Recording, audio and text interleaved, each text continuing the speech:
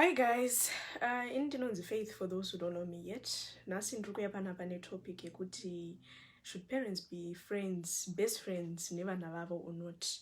Takasira last week wo pane vamwe vangari vachiengage but topic iyo takungokontinua nayo nasi.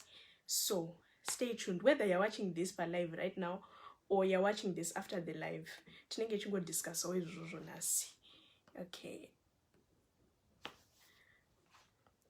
Saka hello Trishi Wendy Mugwagwa. Thank you guys for coming. Nasi tungo discuss tungo continue ne topic last time yekuti should parents be friends with their kids. Tungo nzwa my views my parents, because last time takangweta vamwe vana vakafona vachitiudzawo about their points of views. So to call me and say something to this topic, munofona pa number idzi totaura tese.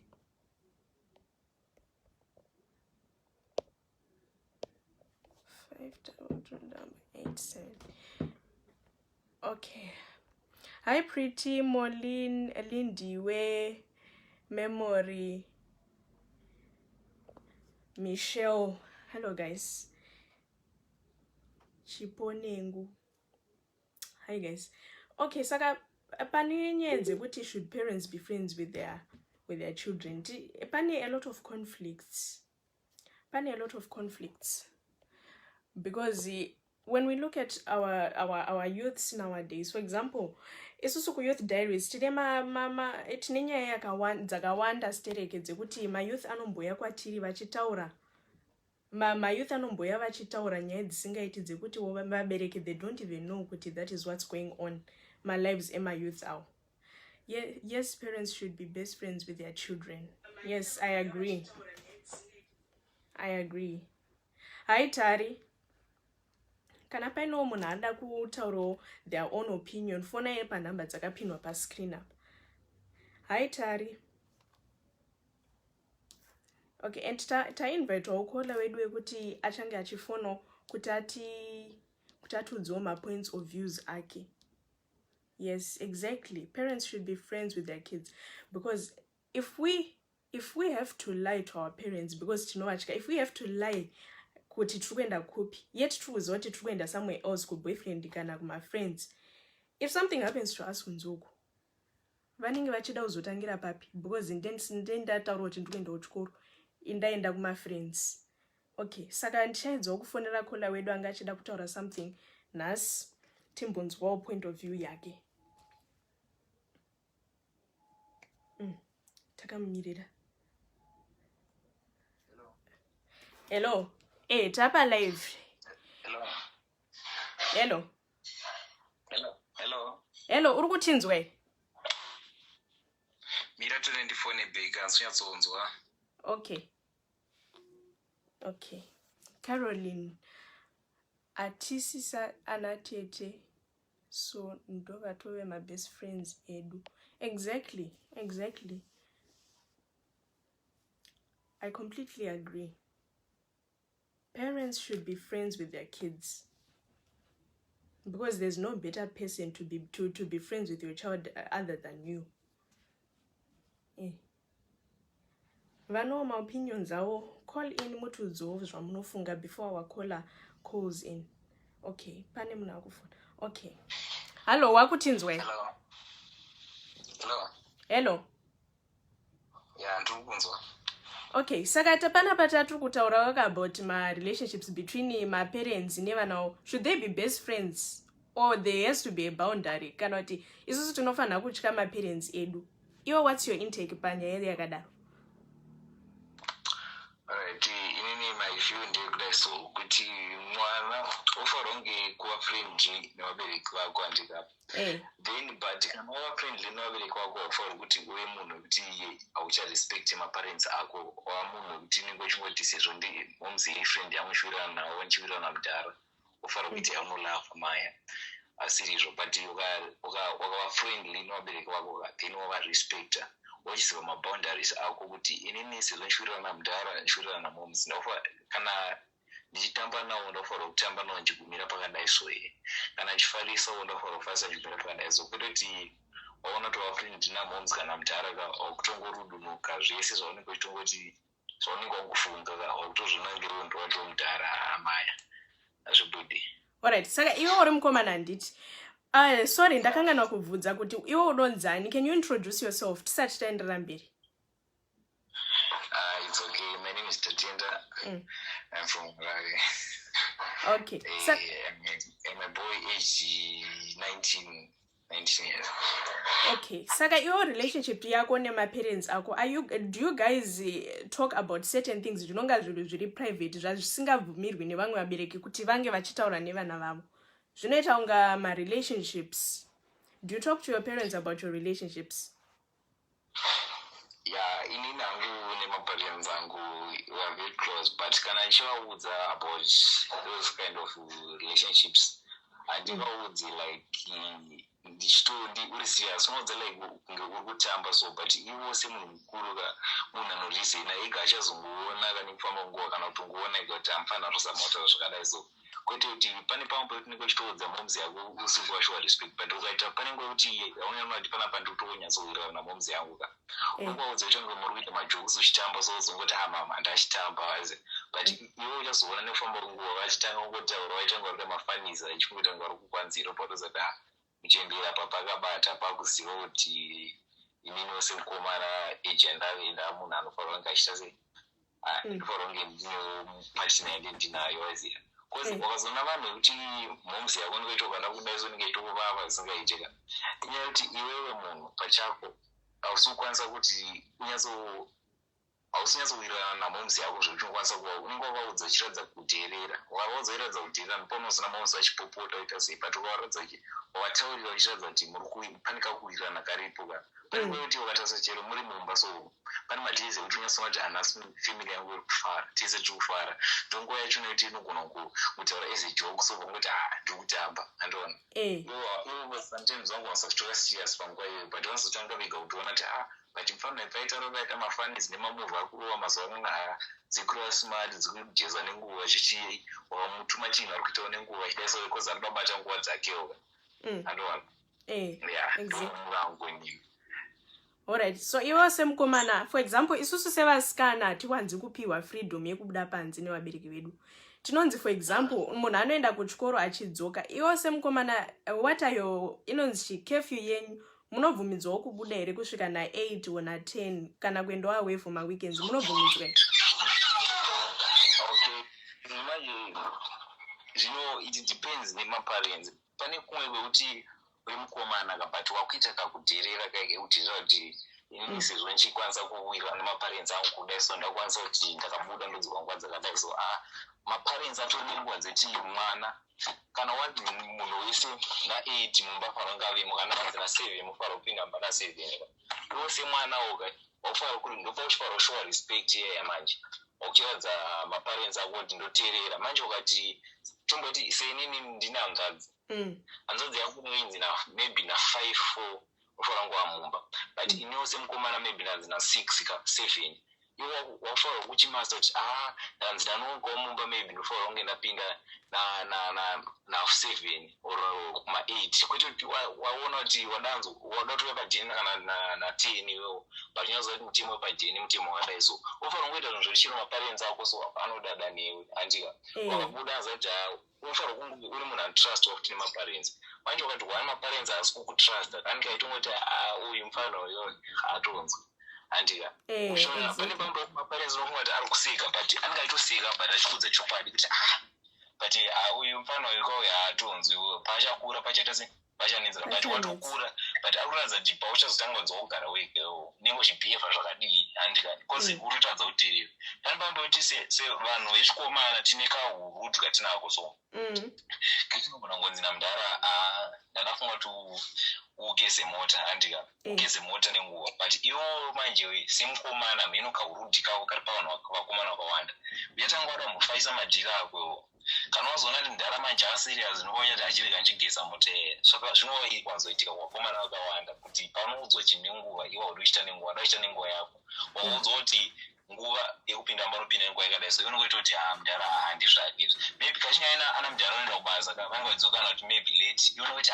unochitemera nguva dzamudhara mudhara paanodzoka maybe anodzoka kuma10 kozi mabasa wana mudhara kwasiyana mudhara paanodzoka na10 inini maybe napindawo mupana 9 kana kuti kuma to 10 mudhara anenge achizoka napo 10 anowana rama ku10 kozi sometimes ana mhomes vakaona mwana mukomana akusakwanisa kuteerera vanenge vangoona vachisiya zvakadaro kozi havachakwanisi kuti vakutsiure kozi hausi kunzwisisa vanenge vachimirirawo baba vozoudza baba but ana baba kachitoina hakutsiure papo papo anokumirira ati uchite mamistakes ako uchita sei vozongokubata kahwani kozi vana mudhara kuti vanongokubata kahwani ukatoudza kuti hafana uda zvinonge ndiwe baba pana andova exactly ndomaonesa. Okay, tatenda. Alright, imime pa age dzenyu muri vakomana handiti you probably have my girlfriends handiti yeah.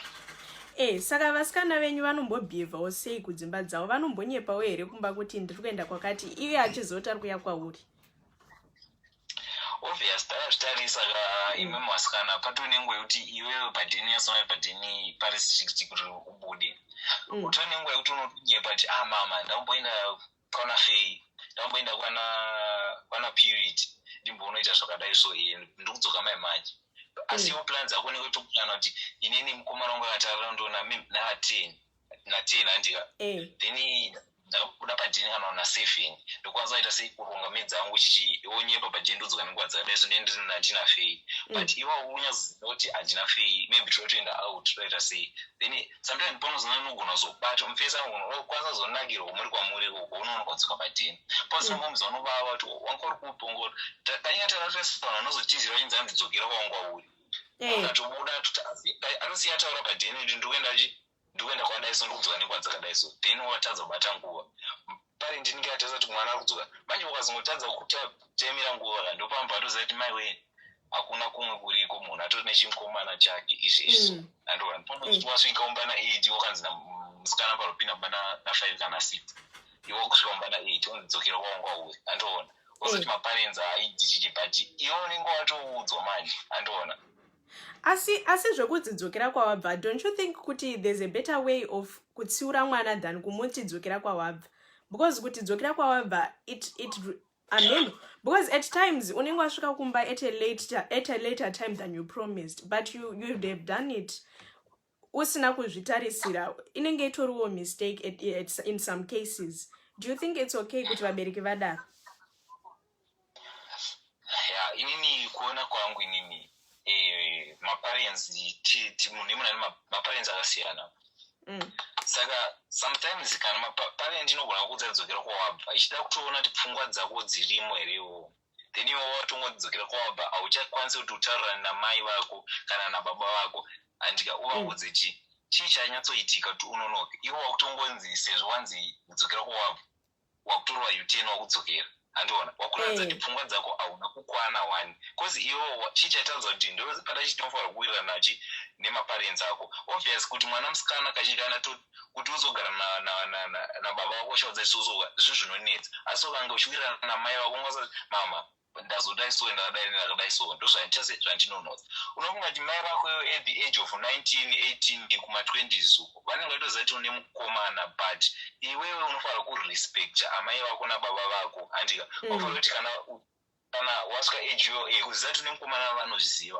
but wafanira kuvarespect kwete kuti wangouya nechimpesi chako chichingouya padheni chinguuya chikupinzira muepese chingodarika nerodi aiwa ndokumwe hauchashowe respect kakune maparents ako panozotanga kuudza kuti chichi chimukomana chako obva watsamwa kuti hamumuzika havadi mukomana wangu chichi apa chimukomana iwe nemukomana wako ndomusina kukwana cause hamusi kurespecta maparents ozvangwaneni mukomana ndakanzi ndeta musikana wangu ka ndokwanisa kuudza amai vangu kuti moms kana mudhara chishamwari changu handavaudza ni musikana wangu ndati ishamwari yangu but ivo semunhu mukuru vakabva neko vanotoziva kuti musikana wake andika hazviri kuti kana vaudza vakangoti vakati auraiti motamba makangwara hazviri kuti ndakufanira ndava nekodzero dzekuti ndakufanira kuuya nechimusikana changu kupamba andika fd ndafanira kuti fd ndakanziita zvakadai so ndanga ndati rega ndimbotanga ndanoona musikana wangu kana chichi ivo uzovaudze ndikuenda noona musikana wangu because sometimes kana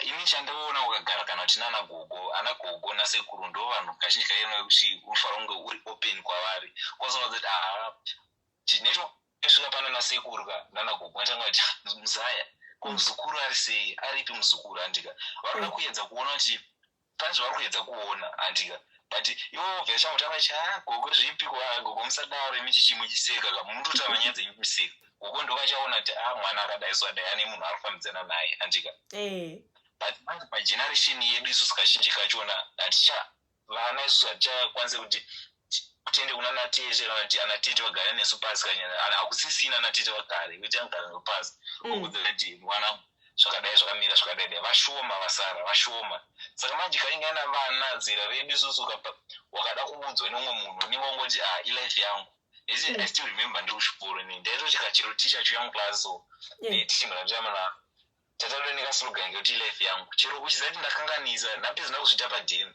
chindakatsiurwa kana kuti nendagara nesister yangu ndakatsiurwa nechero nesiyame brother yangu vahombe kwandiri ndakanga kuti ilife yangu chitoona ngeibho vapedza vatsamwa kozi nainge wapindura softwares tatenda kudiwa daiso chichi wofunga kuti chiri begins at home ndandati ilife yangu andiona tindikurasika andiona tindikurasika but waraedza ndidzoredza but vakaona munhu wakusadzoredzeka wakubuda mugwara vanokusiya vokutarisa ukadaro ndopaona pepe unenge mwedzi mwana uyu mumuzive uyu akanyarira nhema uyu ane musikanzo andiona mai saka pane pakaipa wena pakaipa kwai mumaparents muri kuti chiu muri kunzwawo tatenda zvaari kutaura chimbofonaiwo muti udzewo manzwawo point of view yedu yemayouth alright saka tatenda une zvimwewo zvaungadawo kutaurawo here mashoko ekupedzisira timbonzwawo zvoda kutaura vabereki vedu ava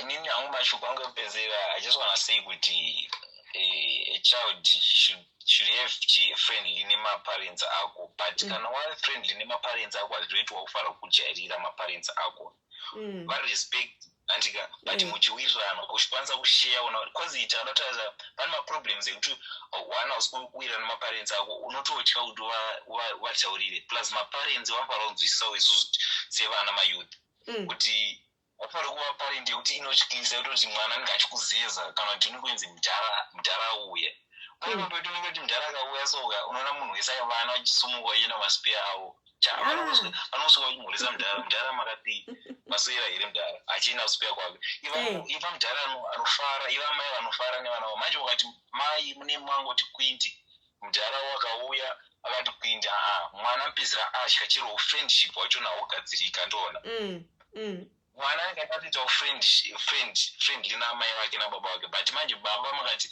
hamudi hamuna nguva yekuti mumbogara nevana venyu movataurira muchivatisoso muchisekawo nevana venyu pane nguva yekuti mufanira kumbofarawo navana venyu muchita mafanisi magara andika mwana anga achiona kuti hapo saka mudhara apapa ari kufara mudhara atori anokwanisa kuti ndokwanisa kuitawo friend yake momuzi vanodai manje wakati kuti nditaure newe kwachona pane pambo yekuti mudhara unomuti mamukaseka anongokuti damuka andika but mudhara wakapota wanzirawo semukomana kuti mudhara hayampana chichivaziya chikuwanzana soso inega nechikuona kuti mudhara wangu munhu anofara ndokwanisawo mudzawo zvakadai ndokwanisawo kushiya kuti mudhara ndasangana neproblem yakadai so manje amasingakwanisa kusangana neproblem unokwanisa kumudza semudhara ukwanisa kuudza seyamai tinongozopedzisira takuita zvinhu zviri dangerous kuti tizvibvise mumasituations iwai ndopaona pepe wakuita zvinhu wabuda uita sese uri kutya muri kungoita zvinhu zvekubira sometimes pazoona kuti watasa vanayo anonzi vangara mugedhi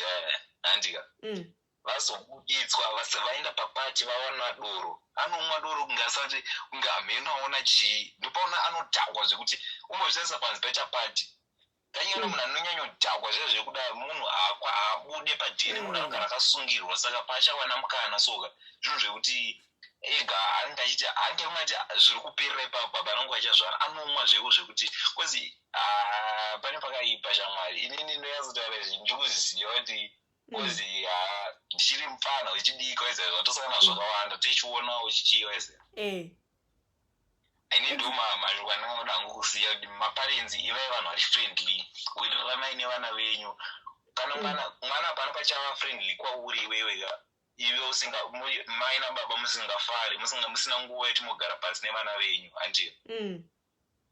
Ini ndangodzimara ndatya kuti mudhara wangu inini wangu hatimbodi zina basa. Ngandiziva kuti mudhara wangu hadi zina basa, but ndichikwanisa zoti ndakatawo problem ndokwanisa kutaurira mudhara. Pamberi pekuti unototya kuudza mudhara wako kuti bhutsu yangu yaboka. Unenge uchitotya kuti mudhara wangu anokuzodza kuti waifamba uchikika matombo uchienda kuchikoro kana chii. Mafrendi utoti ndakuda chimwe chitsoka paona ichi chaite ichi mudhara ona ipikire ndafarira chinhu ichi handika. Macho kwava urituna mudhara wako pane pekuti urituna mudhara wako mutaure nyaya. Mugona kudriva kubva kana kuti kubva kugweru muchienda Harare pasina ataura neumwe makanyarara. Andiona. Saka bana panchava friendly nemunhu anenge adaro ndenchitraya, but iwe mudhara ukandiratidza kuti uri friendly, amai mandiratidza kuti munokwanisa kuita friendly neni, ndopanchava open kwamuri ndokwanisa kuudzawo maproblems andosangana nawo samai vangu kuti amama. Kwezi mazuva ano ana tete chaivo hatisisina ana tete vanogara pasi vachitudza kuti tomboendeswa kumusha munonzi muzaya zvakadai. Wasina still remember when I was in form 1 ndakaenda kumusha, then mai vangu ari strict, vakafona kuwanda naenda koliri zvanzi tete vachiudza muzadzi mudhara tete mutarise mwana sete zvasikana. But ini uzandakati akomana apa tete vangu ari strict, ndakati akomana pakaipa, but mhinduro yavakapa imhinduro yekuti ndega ndangoona tete vangu ari friendly munhu wekuti ndokwanisa kuirana nawo ndivaudza soso. Vangoti siye mwana wedu amboita tione kuti haana jambo here, hapana chiri paari, tikurumidza kuzogadzirisa kana pane problem.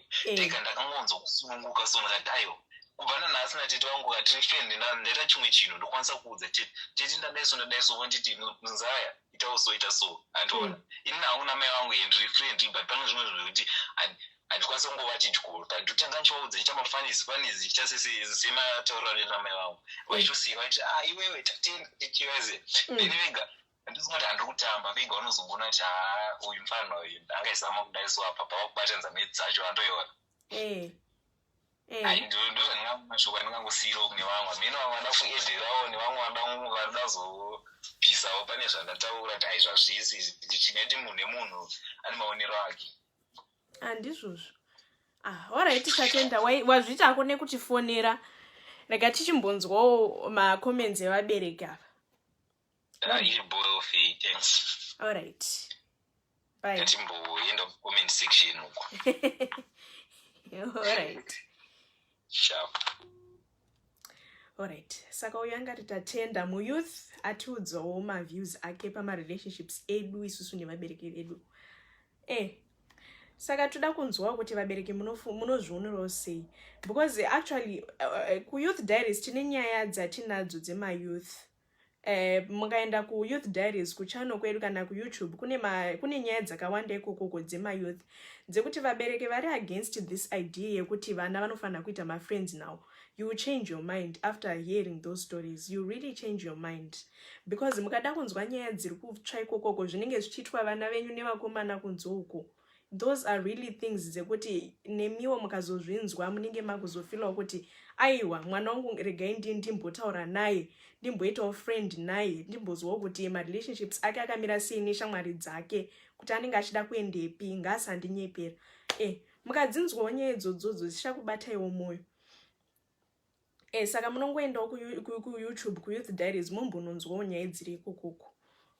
Ndichaisa link racho after this video, because apa ndisikuona kuti ndinoisa nechi, but mukasearcha kuti Youth Diaries I'm sure kuti mavideos anotanga kubuda ndeyangu, saka munokwanisa kuenda kunomaona and moti support vabereki, because ka platform akatakatongo ka creatirawo isusu mayouth, because zvimwe zvacho munenge muchitityisawo kuti titaure nemi, saka tinenge chikukurukurawo about nyaya idzodzo ku platform ikokoko. Saka tisapoteiwo, munzwewo zvatinoda, munzwewo zvatinoshuwira isusu vana. Muchitipawo maadvice, timbonzwawo kuti munenge muchizvifungirei.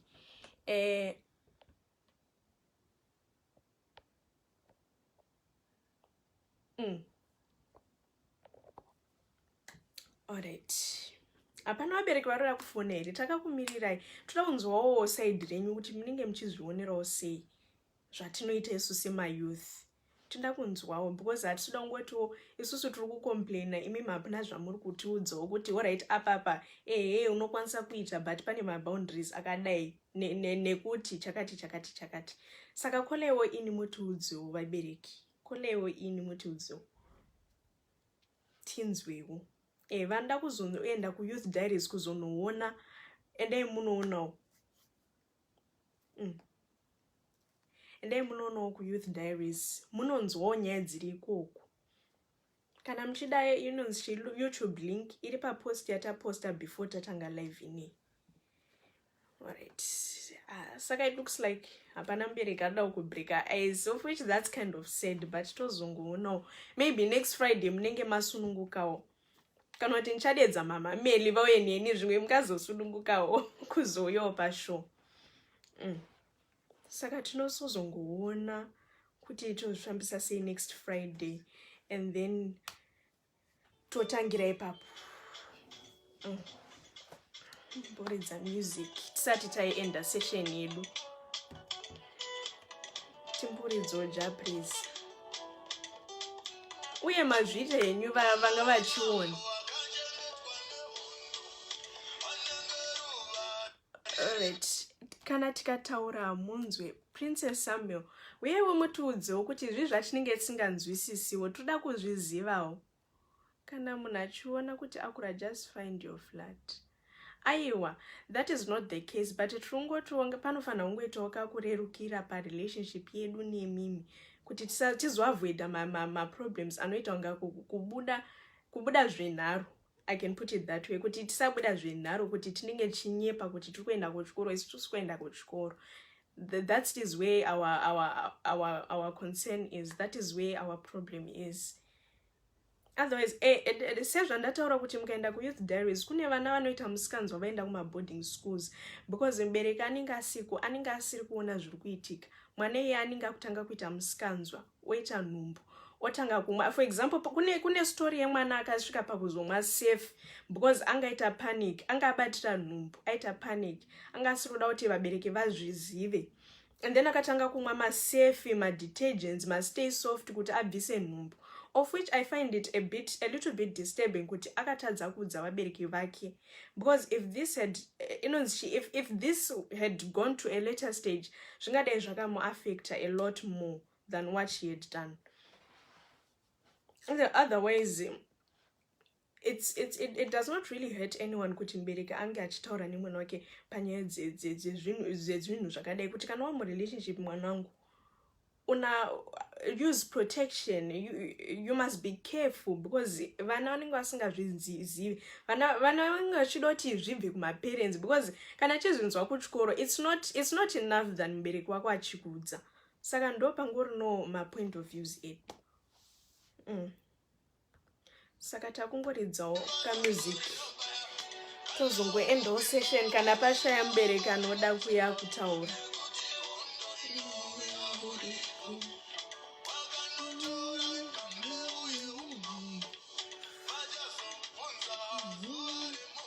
And please guys, munatisapotawo kuYouTube uko, munatisapotawo kuYouth Diaries uko.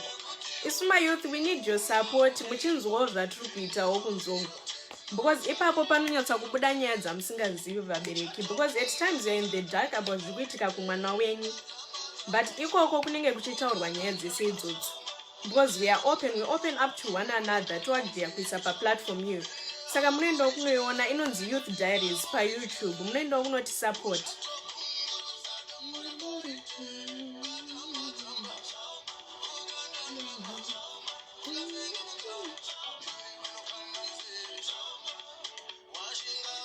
Constant Murinda, great topic. It is a great topic. It is. Of which in a lot of controversies. Because mwana ane zvake, mubereki ane zvake, une my own thoughts. Pane ma thoughts ari kuita conflict pakati papo. Alright, tina kola ari kupinda. Okay. Hello? Hello, hi. Hello, hi, how are you?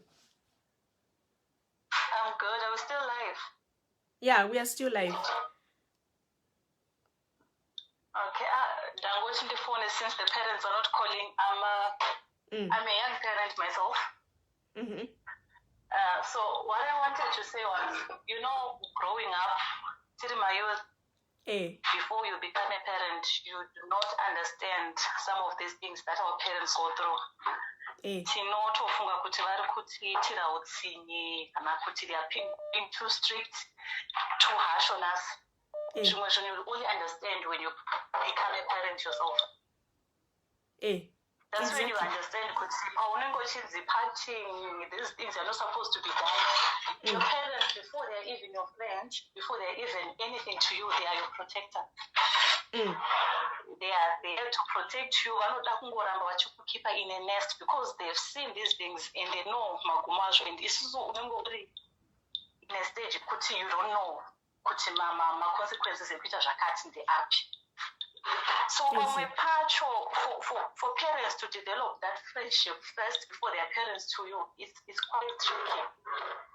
Very tricky for mwana hazozivi maboundaries. There are some kids who they become too friendly. I had a friend who used to be too friendly with the mother.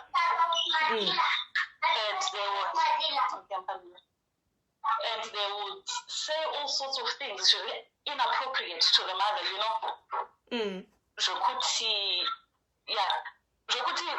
that line yekuva respectful and being friends inenge yabroken. Mwana anenge achifanira kuziva pekugumira. But then, even as a parent also, you're supposed to be open kumwana zvokuti akaita problem you are their first point of call. Tanga tsvaga shamwari kana ana anenge achiziva kuti my mother supports me, my parents will always have my back, and saka ipopapo panonetsa, especially when you find kuti mwana akuita musikanzwa nezvinhu, panotoda counseling iri serious for both parents because parenting haiuyi nemanual. What our parents do is just try to protect us in the best way they know how. Saka zvinonetsa kuti vanhu vanzwisise, especially uri muyouth. Like you're saying kuti mumwe akazosvika point yekubvisa nhumbu neself. Exactly. Simply because the parent is parent haisi kuapproacheka. Of course, kane vama situations zokuti hatisi kusekera vana shamwari, we mean business handiti. Sometimes you just have to loosen up. You take your kids out, muchisocialize, muchitaura chimboudzwa nyaya about your past. Kuti when I was the age I used to do this. So that children can relate. They should know kuti wakambosvikako. Because as parents tinosvika at a point yekuti we want to portray a picture yekuti isusu tiri vanhu vari perfect. We've never done those things zvamuri kuita. Yet most of our parents ukazvitarisisa kuroorwa kwavo kwanga dziri nyaya dzekutizira. Vamwe vatori vana vakatozvarwa vatopedlock and everything. But kana vana vavo vama teenagers, they do not want to show that side to their kids. Vanga kuva perfect. Most of them, they actually say, I don't want you to go through what I went through. Exactly. That is it. But again, mwana wacho anofanira kunzwisisa kuti zviri kuitirwa handiti. Not kungova strict. Vanenge vamwe kakuva strict. Even when your child becomes sexually active, vamwe parents, they don't even want to hear it.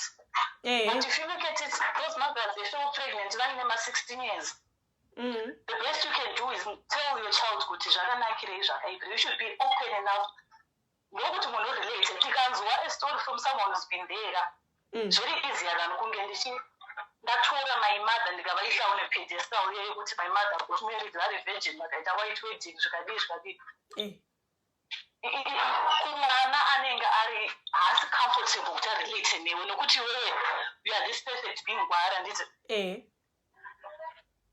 Saka they should know vana, they should be kuti we're also humans. We've been there, we've done that. Really, ngava very able to relate my situations avanosangana nawo. Zvinongotangira panyaya dzekuti you know how as mothers, mwana musikana akatanga kuenda during that pubic stage. Zvinonyadzisira the child can't even talk. Pane vamwe vanoraiswa nema-single parents, the child cannot even tell the male parent kuti ndo zviri kuitika. Zvinonyadzisira. And ichokwadi pakusava open. Zvinotangira pakusava open from the word go. Nezvimwe zvinhu very simple. There are some things that you know kuti these are facts. It's likely to happen. Those things, talk about them. So that even mwana akazotanga, there are some people actually do drugs, unoziva.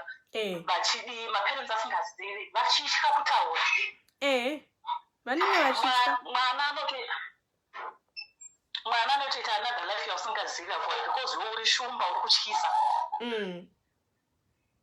Yeah, I think my experience we just have to loosen up. Loosen up. Zvinongotangira mwana ari mudiki, be able to talk to your child about everything. It's not everything that you solve nehasha, nekuranga mwana, nekutsamwa, nekumuembarasa pane vanhu. Some things you just have to talk to them. Sekungorutaura with an adult person. I think if parents miss the kids halfway, and the kids also tikasangana halfway, it will work out. It will. I am 100% with you. Okay. Yeah, so that's my contribution. I hope someone learned something from it. Yeah, we hope so too. Well, thank you very much for calling in. Thank you so much. Okay, have a nice evening. Thank you, lovely. Bye. Okay. So we have someone who was trying to call here. Regated kufona 40. Unfortunately, tanga tichiri pako. Number yekufona iri pa screen up. Ndakaipina pa screen.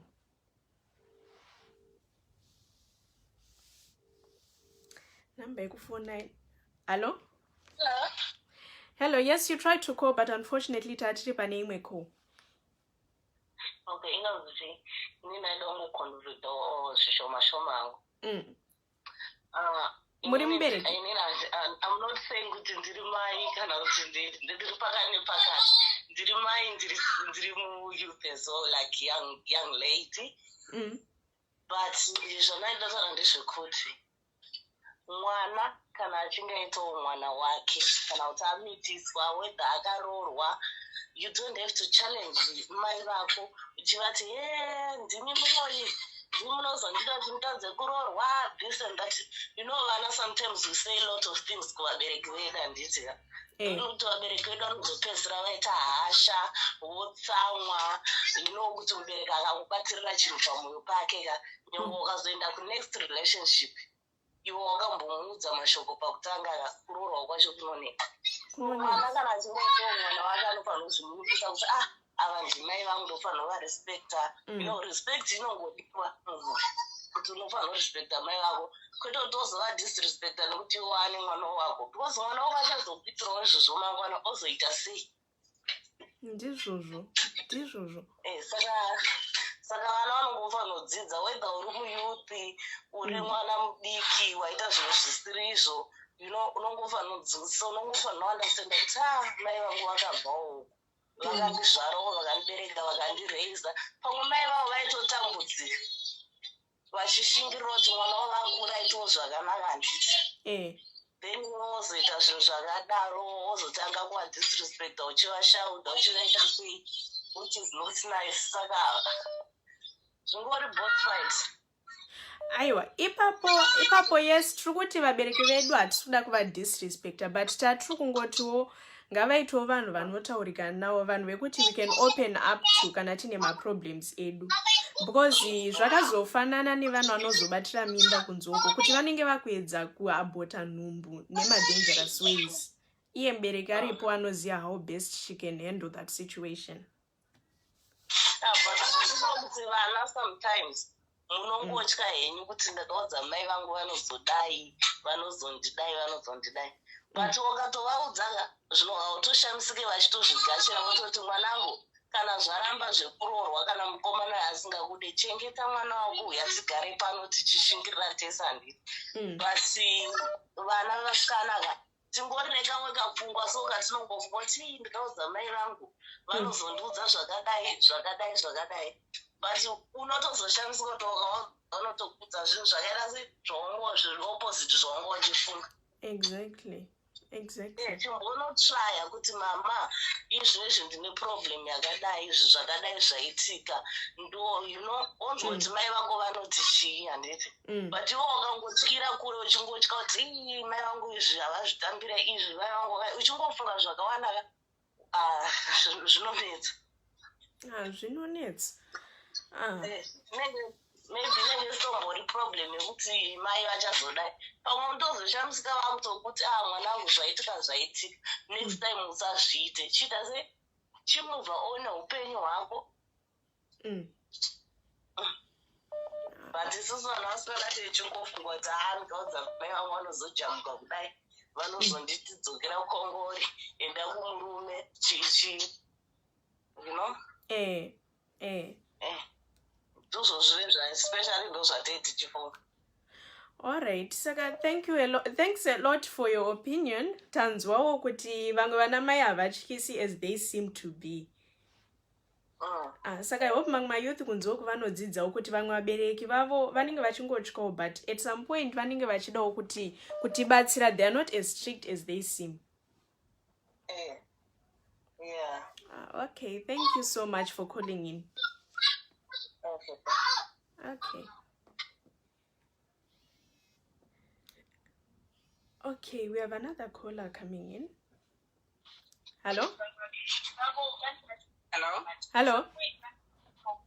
Hi. Hello, how are you? I'm good. Is it SIS MELLY's Diaries? Yes, it's SIS MELLY's Diaries.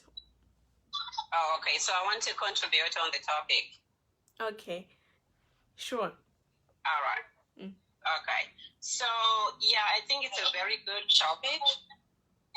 As parents, we have to be friends with you guys. I have a daughter, and I find out that for her to open up, and since we are not where we have aunties and cousin sisters, I have to play all the roles. So for her to open up, I started being her friend. And I always tell her that although it's different times right now, but everything you guys are going through, I have gone through it. And as mothers, we have gone through it. So there is nothing which you guys are doing which can surprise us. So yes, we talk about everything. We talk about boys. We talk about how for her to be an ambitious woman. We talk about how to be a good person. So I think it's very important for us mothers, for our generation, to open up to you guys. Because of this social media is your best friends. You guys, you're always on these Twitters, on these platforms. So now if we are not going to open up, because us, we are old school. The way we grew up is not the way you guys are growing up. Exactly. So it's very, very important for us now to realize that the time has changed.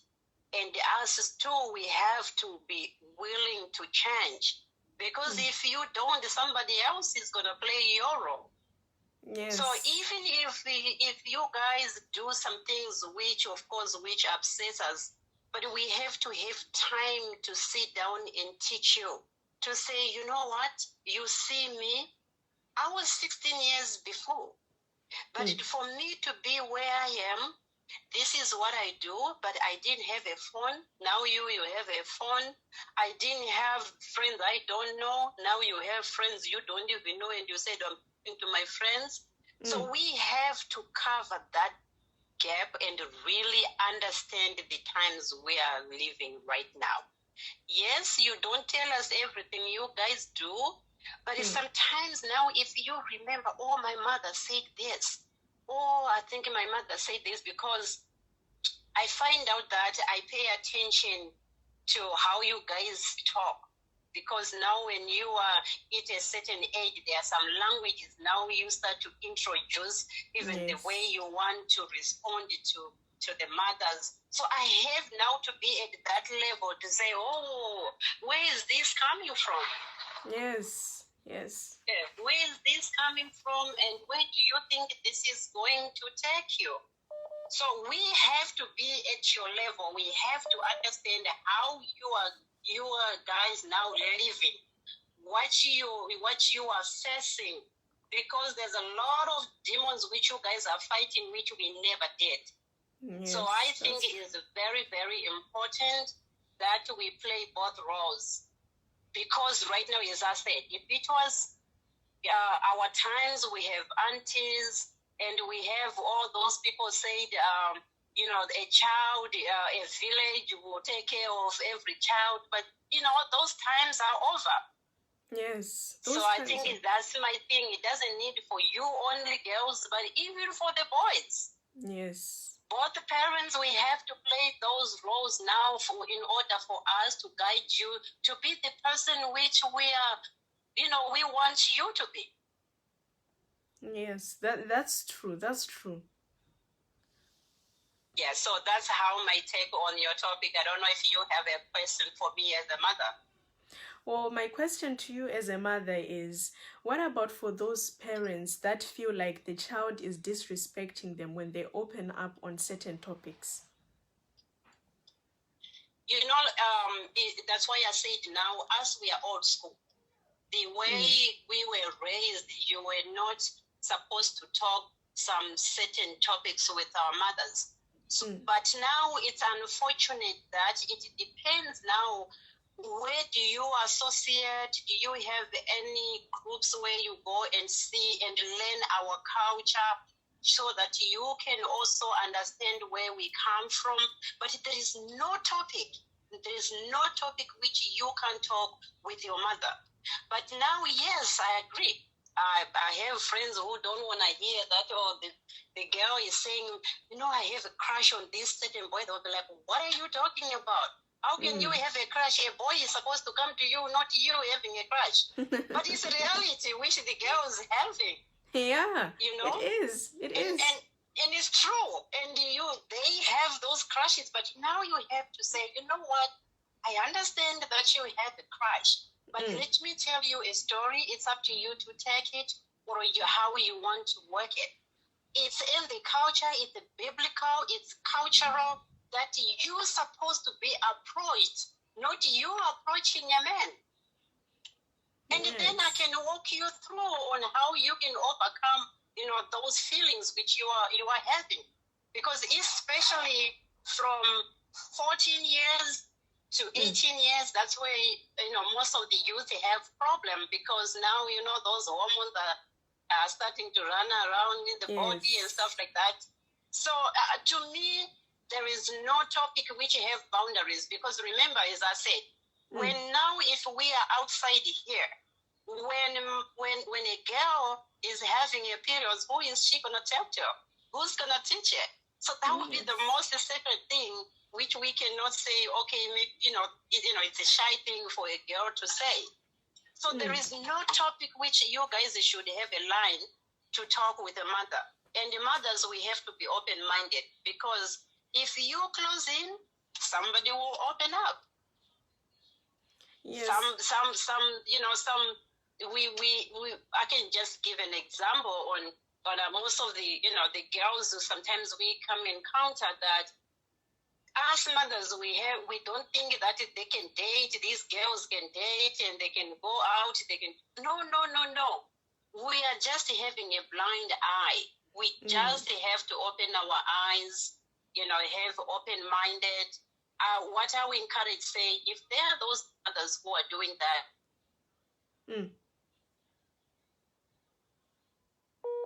culture, approach them. Exactly. That's very true. Yeah, that's my take. Okay, well, thank you very much for telling us how you feel about this topic. We really appreciate it. No problem. That's a good topic. I'm very happy that you guys are doing that. Thank you so much. All right, bye-bye. Okay, bye. Okay, we have another caller coming in. Hello? Hello. Hey, how are you? I'm fine. How are you? I'm good. All right. Toda kupo contribution panya topic ya mukutaura topic yakanaka chaizvo tikutoiona nevana panapa chaizvo. Okay. Inini contribution yangu ndoda kupa yekutanga ndekuti I don't think it's wrong. To me personally, it's quite okay, to speak everything, to speak some things with your kids and it kuti vaite open up vachitiudza zvavanotiudza. But I think imi vana kana makuita open up hatisikureva kuti makuita open up yekuti makuda kutiudza kuti makuda kuona zvinhu zvemaponi and isusu we are okay with it. No. As a parent, there are some certain things I think zvokuti you can talk to us tichinzwisisana. Okay, ada kunzwa pane phone yangu. Oh, you can have the phone. Mira, musikana. Alright, totaurawo tonzwisisana and tichishare and what not. And zvakare panyaya dzokuti to talk about everything.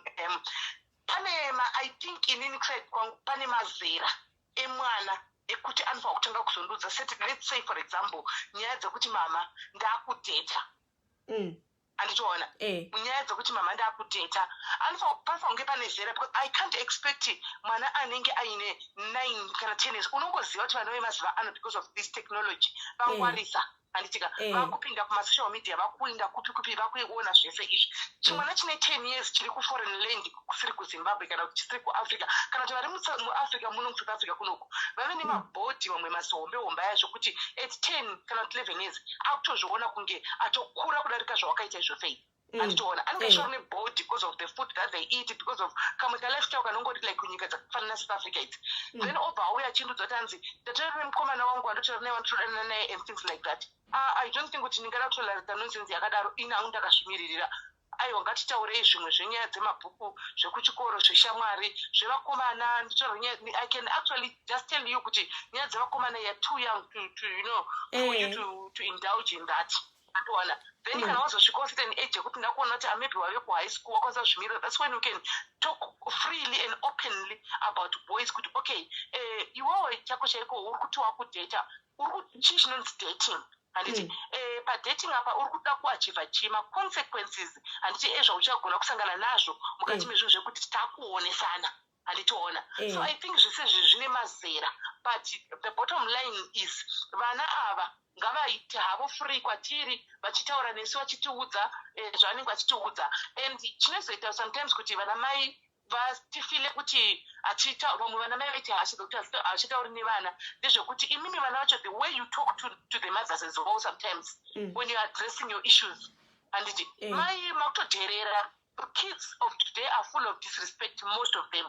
They are very disrespectful. So chero kuti uzoda relationship kuti ugare neakudza zvese unongochoti akutondijairira mwana just because kune dzimwe nyika dzakafanana South Africa kana vana UK kana kwamuri kokunzi mwana harowe antoona ukakubata zvito wakumurova anzi anonokusungisa anditoona. Saka kutaura newe anyhow that she feels like or anyhow that he feels like anditoona. But I think vabereki nevana should be having that conversation iyoyo kuti titaure zvese vana vave free kwatiri tichivadzisawo nekuvaudzawo kuti aiwaka mukomana mistake yemukomana ndeyakati mwanangu zera rakati ira usati wakuita zvinhu zvakati and you know things like that. Mama ndoyani chakati ewa izvi zvauiti tite that relationship iyoyo anditoona. I think that's best because hakusina vana vatete ndokuagria nakola abva kutaura hakusina vana vatete hakusina chi and nesocial media the world is moving very fast than patakakura isusu. So yeah, basically I can say kuti parents, let's try to have this kind of relationship with our kids. Tisatyise vana ava because tine mentality yekuti sakura chityiswa antoona taityiswa tairohwa tisingatogoni kupinda munyasi memubereki ndinomuudza mubereki kuti ii mama kana kuti mukomana chaichaika. That's why Faith, let me tell you the truth. Actually kuti zvinyatsonakidza rega ndikuudze ka story about me. My kids knows about this story but I'm going to repeat it. Yes. Simply because inini ndaive ndiri munhu akanga akura kumba kwedu tati very strict. Vabereki vangu vari very strict. Vari very strict kudaro. Saka even kana ndave pa 16 years apa handiti ndave kuboarding school ndakuzivawo kuti kunonyengwa munhu kunoita sei. But kuti nditaure navo ndivataurire kuti inizvo zvindane chikomanawo chandine grasi nachakandakana kuchikoro zvakasingasaiti. Do you know what we were doing kuchikoro kwacho kumadhoms ikoko? Tata kunyengerana because I actually thought I was not the only one aitya vabereki vake tatakatowanda ndokunga 95% yevana handisvika kana loko nimudhomitory medu imomo taitotya kuudza vabereki nyaya dzokuti ndane chimukomana taingotaura pachedu handitozviona tiri vasikana takadaro. Then yasvika time yekuti kuri kunzi kune mwauyawo nedotcom rekuti imi kuri kuya DJ ikauyawo nana DJ Peter Jones time yacho Razi Matazi tichimatamba nadzo time iyoyo handi ari kuridza mutuzo toita sei guys kuti tiindeko handiti so you find kuti sometimes even chero uri kuholiday kumba ndo pataibuda nepazviwindo paya indakambobuda nepachiwindo fake ndikabuda nepachiwindo ndichiinda chemutoilet ndichiinda kakuningirira kugigi uko because vabereki vangu vasingadikana kuzviwa kana kuti utaure navo woudza kuti izvozvi soda kuenda kugigi vangu vasingadikana kuiwa nyaya iyoyo ndainda kugigi kwakuya tanofara tafara sezvineiwo mother woke up usiku vachiita runda mutoilet vakati ndeni kwakangana kuvhara chiwindo ichi kwabva vachivhara ini asi ndadzoka ndochadaizouya zvendopinda nacho ndazodzoka paya ndichipinda chiwindo chavharo ndokupinda napo hapasisina ationa apa manje show yakanga yaitirwa kuswimming pool mugweru pool town paipai taisundirana mvura ndakanyorova urunzwa ndakanyorova ndakamira faith kusva kwaedza kuseri kwako karimwa chibagwe ndakanopinda muchibagwe kuti ndinyatsokuona kuti muchibagwe yakasandione because vangu vaita kurova nefeni belt riyari anoziva feni belt masiraba eka emota aya aikurikitana roiroro saka ndakanomira muchibage kwakuitime yechibage ya ndakanomira muchibage kusvika kuseni time yekuti mama wangu wabuda ende kubasa vakati vachibuda kuda sinyibva ndanoti ava kubuda ndobva ndanobuda nekuseri kwemba takabva notumana vakarwa nehana hationa vakati munhu akanyorova mazijini ratatseka kudhara yaya nemazigumugumu apa munhu ari kubuda kusikoo zviri kufamba sei ndikuti munhu akavata mumba handitoona only to find kuti ndobva ndavangu nditi pinda mumba tichadzoka tichitaura nezvazvo bva vangu ndishieldwa for the first time ever bva vangu ndishieldwa ndipinde mumba havana unondirevera because ndovainyanya kundirevera mai vangu kundirevera kuna mudhara kuti zvakati vaitwa kugara ndokuza kuti vari kuuya ndikuzokurevera vachingondirevera chitenge zvati ndikutobikwa pa ndaitoirikidza mabhuku angu tutu kuti kana ndorohwa shaminyenyezorega kusvika pai kumakumbo ationa chiziva kusha yako saka vangoti pinda mba tizotaura about that so pavakazodzoka kubasa vakati wangori chichaitika ndopa ndakazoti totoendawo kugigi kwakune disco wati wakaregere kutaura ndikati munotaurika nemimimi hazviiti atoona chebe ndakakuudza ndakakumbira vamusingambondibvumidzi dhedha wangu wangu asingabvumi zvokuti munhu anofamba after 6 kana kuti ushayikwe pamba chero masikati chaiwo vanga vasingadi chero zvamabhururu chaizvo vanga vasingadi kuzoti kuenda usiku ii zvanga asingaiti ndo first time yavo kugara nemi pasi kwete zvokuti kuti ndoda kukuendesa kuna vatete vanotaura newe ndakabva ndazotumirwa kuholiday kuna vatete kuti vatange kutaura nemi but you see now it was different those days naiko zvino because iko zvino zvakusina vanatete vacho anditoona hakusisina vanatete vacho hakusisina chii hakusisina social media iyoyi munhu anogona kutoya kana ndogona kuenda kuna mumzi vako ukatotsvaga rubatsiro vandisingazivi vakatotiheopa iwe ukatotsvaga uri chero mai vechikuru ukatoenda kwavari vakatodi vakatokuheopa so I think vana ngavaite relationship nevabereki vavo asi kachiti relationship nevabereki vavo hatisi kureva kuti ivo vana vacho futi vazosvika papoindi yekuti ukaona mubereki wako nokuti kuna vamwe vana vanokudzwa nemari nevabereki kuti vabereki masingle mothers ka ari musingle mother kudaro pamwe mai let me be honest pamwe mai vanenge vachitobuda usiku vachienda kubhawa kunotsvaka varume kuti vaindise mwana iye kuchikoro and then mwana iye akutoti imi mai zvavako I don't think kuti inzvimbo yemwana iyoyo there are other ways kachiti ngatitei mafriends kuti imi vana mutiudza about maproblems enyu and tichigona kutaurirana but zvokuti because tava mafriends wakuda kupfachukira kuteritori yamai kuudza mai kuti nezuro makanga muna bheni mukazodai mukazosiya makondo mukazodai those kind of things now I don't think kuti inzvimbo yemwana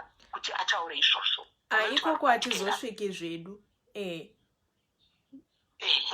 saka mwana ngangoziva nzvimbo yake isusu vabereki let be open vana vanga vataure nesu asi imi vana kana moda kuadresa nyaya ngadzive dzenyu kwete zvekuda kuadresa nyaya dzana mai zvokuti vana mai mazoona zvikomba 50 100 ndichiudzwa izvo zviri mwana ne14 years handingazvitolareti izvozvizvo ichokwadi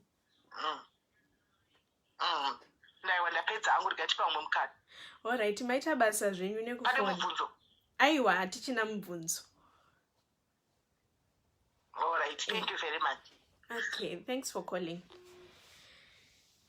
alright apo tanzwawo imwe view yemubereki how they feel about this topic vari kuti vana tinokwanisa kutaura nevabereki vedu but kuda kuzofanana namai kana kuti mai vane murume indazvino hazvire kuti inini wacho ndinofanira kuitawo murume just because mai vane murume ipapo ndo panofanira kunga paine maboundaries but inini wonda kuzoya nemaproblems angu kuna mama vanofanira kumagamuchirawo vachitaura neni vachindipawo advice because ivo ndivo munhu she knows how this feels like because she has been for example 16 and she knows knows what it's like kunga uri problem yakadaro. Saka hapana umwe munhu angandipa advice iri bore kudarika yamai because she has more experience. Saka izvozvo zvekutaura kuti vana vanofana vabereki vanofana kuopena up kune vana, munofanirawo kuopena up because nyaya dzatiri kunzwa kuYouth Diaries dzakawanda, and you get shocked mabva kunzwa nyaya dzedu dzatinenge chidiscussa ikoko, because tinokurukura pane zvese actually zvatinoita semayouth. Zvese tinonzwawo mapoints of view kuti vana vevanhu vanenge vachiitiswa nevakomana munzira dzakadini, kuti vana vanenge vachiita sei kana vabuda kumba kumaboarding school, kuti munhu aita ma-unwanted pregnancy, what do they do? Most of them usually take ma-medications anenge asina kuapprova nadoctor, which is unsafe. Alright. Saka pane mumwe arida kufona here.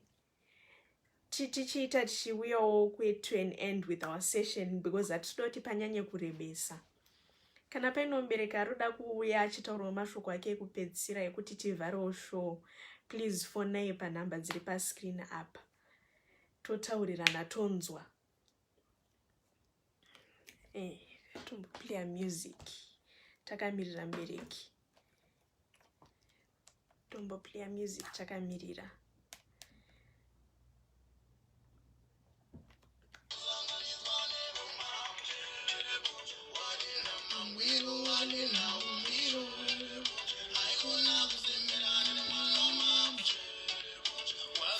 Okay, my comments. Timbona ma comments mashuma pa. Timbona kuti pana tingedzo ku answer. Right, I used to say that until circumstances forced me to change. The friendship we are talking here is open relationship to discuss their issues because someone else will be there. Yes, exactly, Shoniwa Chidzinga. Okay, we have our very last caller before we end this show. Tinzo taninga Dr. Tichi. Hello? Hello. Hello, how are you? I'm good, and you? I'm fine, thanks. Would you like to introduce yourself? Okay. The Family's Diaries here. Tichiri Family's Diaries. Okay. Hello? Hello, yes. And you? Murukuchinzwa here? Yeah, ndakukunzwa zviri clear again. Ndidzore volume yangu. Okay. Kune imwe phone. Alright, ini nangu ndatangirawo pakati panyaya yenyu yamamuri kutaura paMilly's Diaries. Nangosviko iri pakati. But then vananzwa madha pakutaura manje. Handina kunyatsoziva musambo wenyaya yekuti wakamira sei. Chimwe chinhu chanangobatawo hangu pana madha vabva kutaura. Yange iri nyaya yevana kuti iva open kuna amai vako kana kuti mai vave open kune mwana wavo muchigara pasi muchitaurirana. Zvinenge zviri zvinhu zvakanaka. Unozoti inini in fact ndingataure kuti handisi kuda kuburitsa zita rangu. But I think nekuti handidi kuti vanhu vazhinji vazoziva, but I can inbox you then tozochata later after the show. Okay. Ini ndakakura ndichigara namai nababa. Mai nababa vakasiyana. Andite uri kunizwisisa. Takasangana nema-challenges akati one day mukati mekurarama mukuburikidza nekurarama. Unozoti kana wasara ne-one parent yaenda. One parent yacho inenge yasara newe inenge iri yechirume. Mai vanga vaenda, mai vaiuya vachidongorera sevanhu vakanga vasingakanganwa mhuri yavo. But zvakaoma kurarama uchigara na-stepmother. Saka ukatozoonawo uchigarawo namai vari single mother, vari mai vekuti kana vakaita zvavanenge vaita, iwo usafambe nenzira yamai, but iwo mwana famba nenzira yako yakanaka inoyemurwa nevamwe vanhu. Kwete kuti uzopinda nzira yamai, usateere nzira yamai. Handiti muri kuona. Of course mai vanenge vachida kuedza kuraramisa kuisa chikafu patable. Nekuona kuti iwewo zvauri kuona kunze uko fashion yapinda kunze uko vaedze kukutengerawo ufanane nevamwe vana vanana baba nevane vabereki vanowana. Ani muri kunyatsonzwisisa. Kunzwisisa. Saka ndizvo vabereki tine patinofoirawo zvedu ka but musanyanya kuti jaja nekufoira kwedu but kana chinge tafoira kudaro ka iwe tedza nzira dzegwara rakanaka ukaona kuti kana kuti zvaitika apa hausi kuona kuti hazvisi kuita sei hazvisi kukufadza kana paine munhu wepadhuze dhuze unge kana usahwira kana ndiani unokwanisa kuenda kunomudza kuti unoita semune ndasangana nedambudziko rakadai. Of course handisi 100% kuti ndiri right kana kuti ndiri correct kana kuti chii. I am a single mother also. Ndakatozopinda mumba at the age of 15 through kushungurudzwa nasingle mother. Urunenzwisa mwana. Saka zvese uya mukati meupenyu kana uchigara nasingle mother chandinongokuudza ndechekuti ngatitsurane inini kana chinge ndatadza undizoti kunge mama apa basi handisi kunyatsopaona musha apa mogara pasi pasina zvekuti unomira kana pachivanze kana kuti uchiita sei uchiudza amai kana kuti zvakati uchiita kungowabatira amai muchiuno uchivaudza ane rokona nerumwe rutivi vana mazvanoka zvasiyana nezvaitika kudhara isi taiti tikaona nyangwe chakaipa kana ukarwadziswa chakaipa wanga usingakwanisa kuenda pasocial media unochitaura zviri kuitika mazuva ano ezvinezvi vana vemazuva ano anokwanisa kuenda paplatform unotaura zvaanenge achiona but isusu taingokwanisa kungonyarara but kana tazoona munhu watinoona kuti uyu ndowatinoremekedza ndowataizotaura zvava zvichitaurwa namadha kuti baba vavo vaibata penbelt semaprize nababa vangu baba vangu vaibata penbelt taandisingasvike 5 o'clock tiri muruti ende nezvekutaura kunzi kana kuti kwanga kuine bhashi kana kuti chii ina handinambobvira ndaiona bhashi handizive chinonzi mafaro mukati meupenyu kana ndikatozoonao mafaro ka ndinenge ndadedzwawo zvezve kana kuti kumakitchen party ezvinezvi ndatokura kudai so ndatokura ndatotembera kudai so ndodedzwawo kitchen party ndokwandinotoenda kwandino zvanabhashi kana kuti chii ine kuti ndizoenda kumurume ndakadzingirwa ndakanga mainini wakanga tinomutsvagira kuti urunenzwisisa nyangu pairi mainini vapiwa naababa kunzi vanitsvagire nzvimbo yeform 1 ndifanira kunge form 1 at the age of 15 pandaifanira kunge ndiri form 1 ka apa paziripo pandaifanira kunge ndiri form 1 nekuti ndakauya ndikaskoshaya nzvimbo ndopandadzokoredza grade 7 kuitira kuti next year yacho patakadzoka patakanga mairedi vaenda vaitira kuti next year yacho ndizotanga form 1 nevamwe pandashaya nzvimbo pandadzokoredza grade 7 saka apa yange ndaifanira kunge ndaform 2 pandakazoita 1995 pandaifanira kunge ndiri form 2 ndopandaifanira kunge ndapiwa mari nababa kuti maini ndowakanga wapiwa mari yekuti tinotsvagirwa but mainini havana kuda kuzviita nekuziva kuti baba vedu ka vakaudzwa chinhu nemudzimbai wavo vaititora semunhu akaivi vaitotora kunge sevana vane musikazwa after all tisingaite musikazwa nekuti pamba asina kwataiita saka izvozvo zvinova chimwe chinhu chekuti chinobata mukati meupenyu kuti oright inini handaikwanisa kuenda kunotamba kumwe kunhu taitamba tiri kuti kana vachinge vasipa vari kubasa ka ndopandaikwanisa kutobudawo kutoenda kunext door kana vachinge vapamba handaikwanisa kubuda kuenda kunext door aneno handaikwanisa kubuda ndienda kunext door ndaikwanisa kungotamba ndiri mumba imomo saka one day ndakazoti nenyaya yekuti nini ndiri kungonzi nzvimbo haisati yawanika vari kungonyeba vachiti nzvimbo haisi kuwanika apa havasi kuenda notsvaga nzvimbo vanoswera vari pamba vakavata handiti uri kuona ndikati rege ndikumbirawo kamwe mukomana ndikati sezvo mukomana uyu ari next door rege ndikumbirewo angareweraine yekuseri yekuti tiri same age iye achitoenda chikuru ndikati zvaunenge wanyorewoka kana wapiwa homework uyo uchindipo homework iyaye takamira parodi pakona it was around 5:30 saka baba wakasvika indakatoona achibva kuti baba avo vari kubva kubasa vari kumupinda mumba ini ndakamira pakona paipai mainini vakanga vandione ndakamira pakona ipo pai ndakabata mabhuku bhuku randiri kunyorerwa homework randiropirwa homework ndakatotengerwawo zviye zvokuti ndakatengerwa nomwe munhu ndamukumbira kuti ndokumbira kuti nditengerewo mabhuku ekuti tiita homework ndisazoti kandowanirwa ndisazosarira kumashure ndibatane nevamwe vana vanenge vachiita sei vachienda kuchikoro but mainini vakabva vabuda zvakanzi yaya ndini ndakambokudza kuti mwana nyahanzwi tatomira pakona apo nemukomana ndiye mukomana waanetsa naye mukati meupenyu iyeye saka ime munofunga kuti mwana iye anoda chikoro hadi chikoro uyu anoswera asipo nozati mabongo akangobuda nepenibheuti nedemo akati nhasi ndokujajaja ndikatiza zvekuita chitsoka ndibereke kutiza kwanoita chitsoka ndiberekeka apo mulokesheni just imagine mulokesheni ndikuita chitsoka ndibereke kuti nditize baba vasandiroza ndakadzoka kurara pabridge unoziva kurara pabridge mulokesheni ndichinotsvaga tuhuni ndichibatidza moto pabridge paipai ndakumbirawo vanhu vakanga vaine sika machisi ndikati kana vaenda ndambogara navo kavaenda vaenda kudzimba dzavo ini ndasara mani ndakuchibatidza moto kwazonoedza manje hope dziya dzachiuya kuwangoka kunoedza moto uyo uri kubvira uri ngandunganda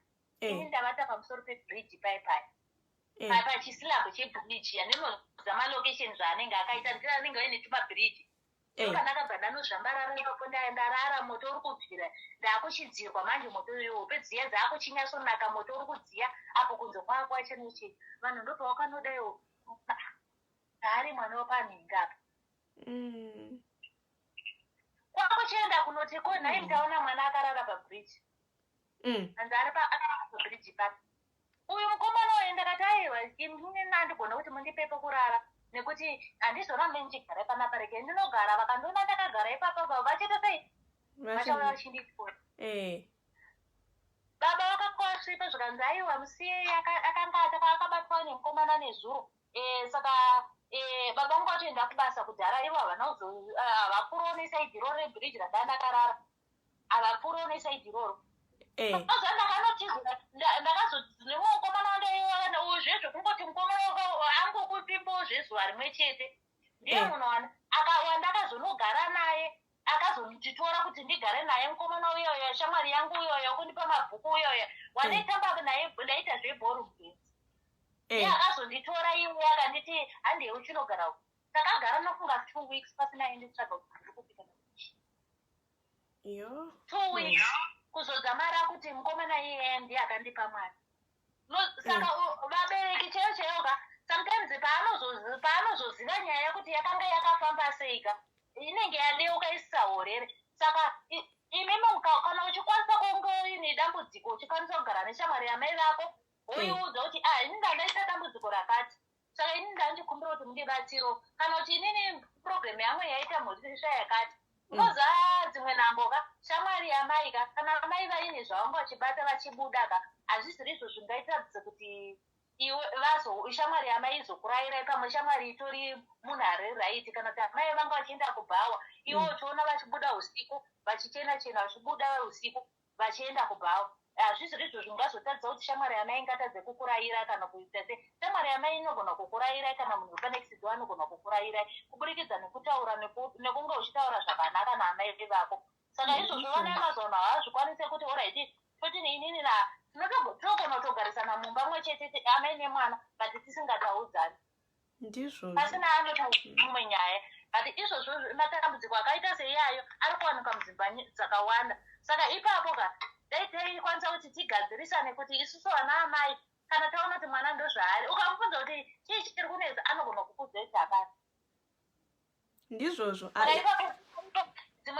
dzimwe dzenhamboka tinogona kuti tatadza kutaura but ukatora munhu wekunexidwo ukanomuudza kana kuti shamwari yako waunoti uyu ndio shamwari yako waundowirira naye kana kuti gogo vechikuru kana kuti ani kana sahwira chaichaiyo ukamuudza nyaya yako inani nedambudziko rakati kana kuti mai vari kutadza kutaudzana nemwana wavo nepamusaka pekuti mwana wavo akavapindura rarafu nezuro ipapo ukaudza munhu wepanexidwo anokwanisa kukupindura kuti izvoni apa dai maita sei madai dai madai oraiti iwewo chinyarara ini chauya ndichitaura nemubereki wako kana kuti oraiti ari mubereki aenda kunoudza sahwira wake kuti vatadza kuyanana nemwana wavo anokwanisa kuzouya achiyananisa vanhu vavo papa ndo chimwe chinhu chakanaka ichocho kuti izvoni mukaona munhu matadza kuzwanana ukanotaurira munhu waunoona kuti uyu anenge ari padhuze namai waunoona kuti uyu ari padhuze namai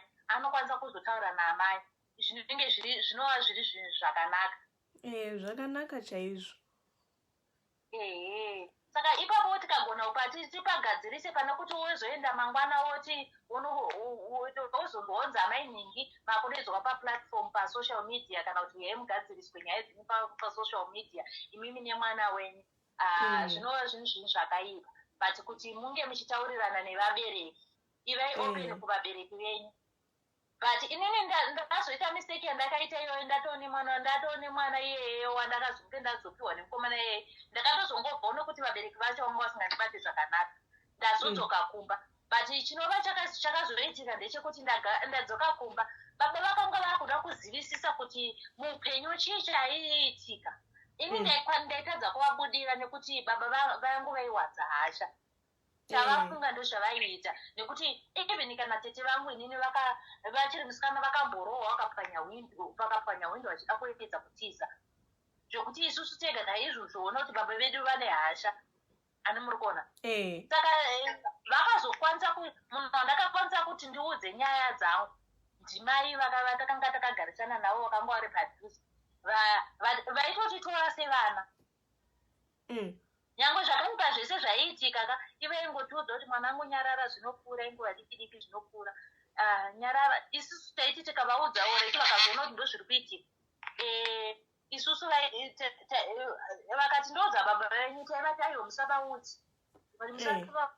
vanoti nine musikagova nodhundurova nyaya yacho aizoii nekutyawo muri kuona zvokuti dai paripo pataivaudza ipapoga paripo pavakagadzirisa nyaya ka zvainge zvakanaka ane muri kuona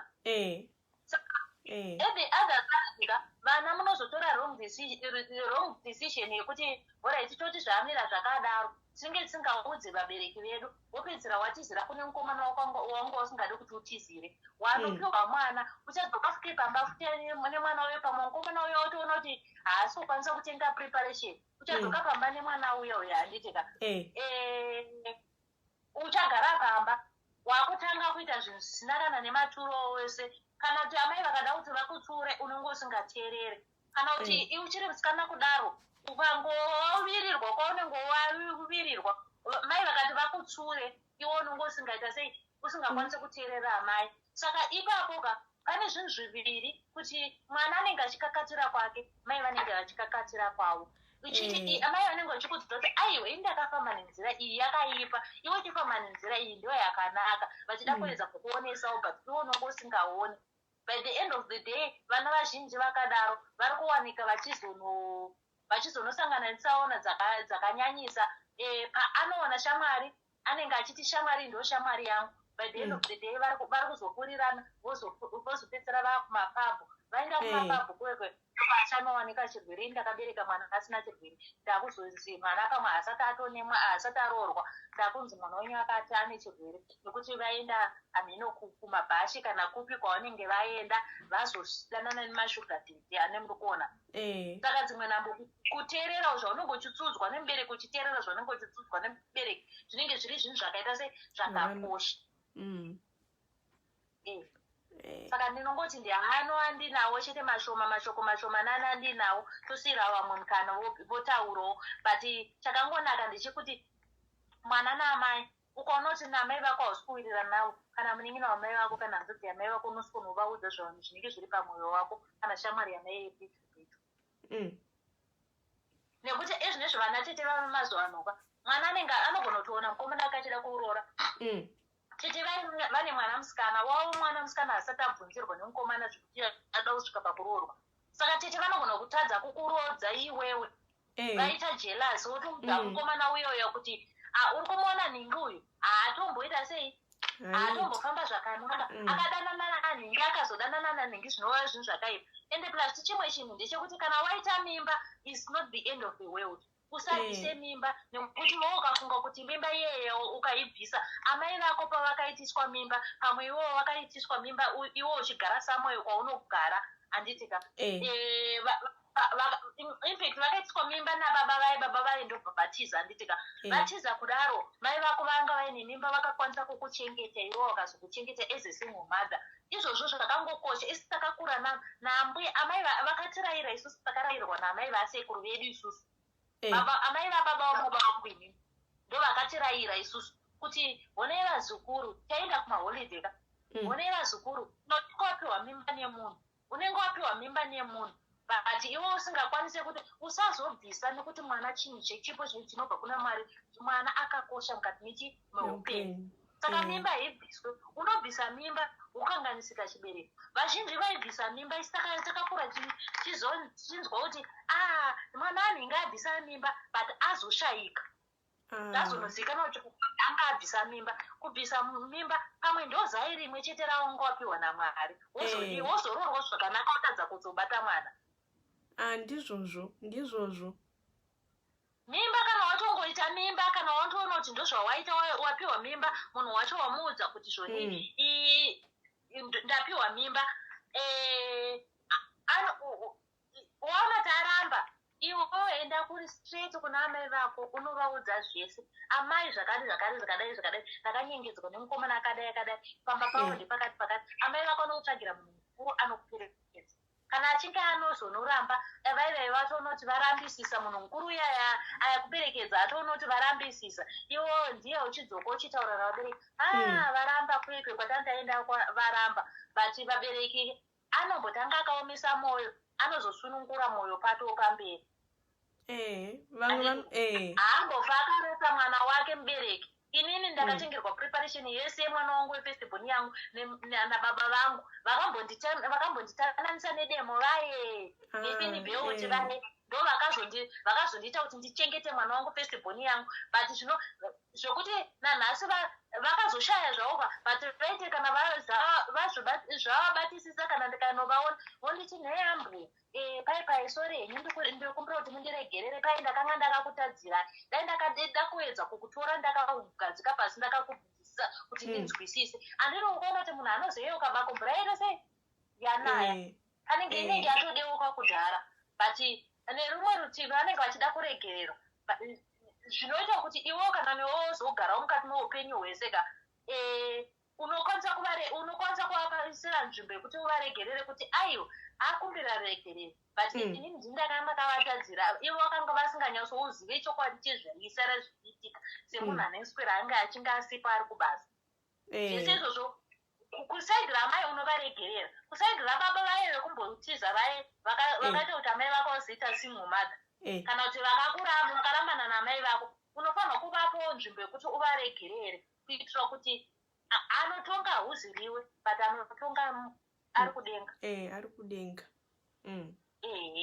saka izvozvo zvese izvozvo zviri paviri kuti mai baba vanoomesa musoro vachiomesa musoro vachida kuti mwana wavo aita zvakanaka mai vanogona kuomesa futi musoro vachida kuti mwana wavo afambe nenzira yakanaka kuitira kuti kana achinzi aenda mumba aenda mumba nezvakanaka apindewo musvitsatsvene rekuti vanhu vese vanonopembera pamuchato kuti mwana wanenge kwanenge akachata zvinova zvinonakidza zvinonakidza kwazvo saka ipapo ngatiedze kuti tagona kuti vabereki vemazuva ano vechidika nevana vedu vechidika vatiri kuberekawo isi tiri vana vadiki tagona kugarisana pasi totaurirana tichinzwanana tichiita setichirayirana zvinova zvinhu zvakakosha izvozvo ende munhu wese hapana asingatadzi kana uriwo uchiona kuti mwana watadzirwa nemubereki zvininipise ukwanisa kuita kuti wozoti ukaona kuti mai vane ukasha gara pasi wonyarara ungoti sori ukarohwa naamai haufi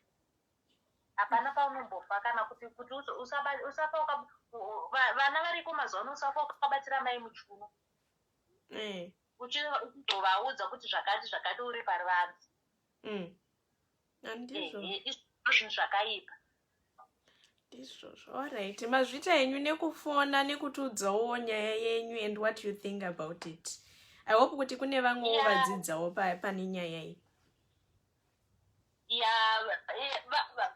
Unoziva kuti ukanzwa nyaya yemwomo kana uchitaura nyaya ka hautaura uchitaura yemwomo taura yako iyoyo yakwasangana nayo kuitira kuti munhu anokwanisa kubata ane mashoko mairi matatu achabata panhoroondo yako iyoyo kana kuti zvaachokwanisa kuti anzwisise pane paune zvaunenge uchitaura. Ndizvozvo. Tinotendawo mazvita. Alright. Okay guys, it looks like takuyawo kuend kwesession yedu. Hatisi kutoti nyanye kurebesa, but I hope kuti both parties anzwawo. For example, my youth manzwawo how our parents feel when we ask for freedom. Vari kuti kana tine problems tinofanira kuuya, but pane zvimwe zvinhu usingazoiti kutaura navo. For example, mwana ane about 13 or below, ari 13 or below, haazofaniri kuuya achitaura about boyfriends ake, because of course social media iri kutikoza kuti tiite zvinhu zvakadai, kuti tiinde relationships, but zvinhu zvakadaro hazvisati it's not yet okay kuti tiudze vabereki vedu about that. Hazvisakarurama. But then ivo vaberekiwo vari kuti tinenge tichida kukunzwaiwo, but pane zvinhu zvisingaiti kuzotaura nezvazvo. Saka I am very happy kuti tese taengage in this conversation, in this debate. Vabereki nevana, ndinotenda hangu, ndinotenda chaizvo. Next week tinenge tichitaura about a very delicate topic, but so stay tuned in kuti muzonzwa kuti tinenge tichitaura nezvei next week, because panewo nyaya inenge chitonetsa. Okay, saka takuyawo kumagumo. Thank you very much for watching, and don't forget kuti support my youth ku Youth Diaries. Tozoonana musi weFriday next week.